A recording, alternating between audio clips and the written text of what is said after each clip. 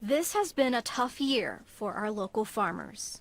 This is the worst drought. The problem, widespread. And every day I walk up the door and all I see is my crops dying. That reality is taking a toll financially and mentally. Farmers are 3.5 times more likely to die by suicide, according to the National Rural Health Association. Nathan Brown says we need to talk about it more. Stress and mental health, there's always been a stigma around it, and especially in farming, because we're fixers. You know, if we have a sick calf or a broken down machinery, we fix it.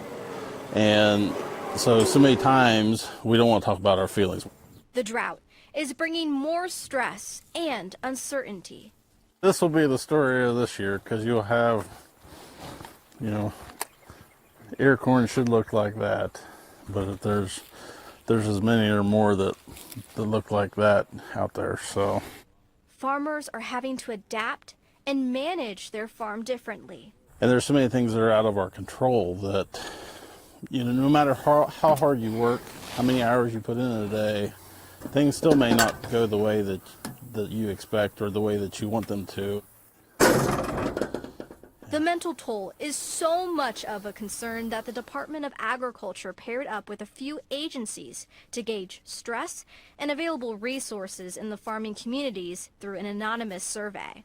Director Brian Baldridge says it is important to have these conversations.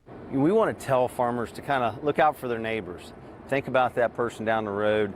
Ask those questions at the beginning. We don't want to ask those questions in a past tense and say, we should have done more. While this will be a tough year, the farming community is a resilient group, and there are resources to help.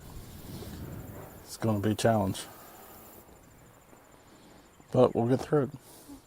On your side, I'm Sarah Converse, ABC 6 News.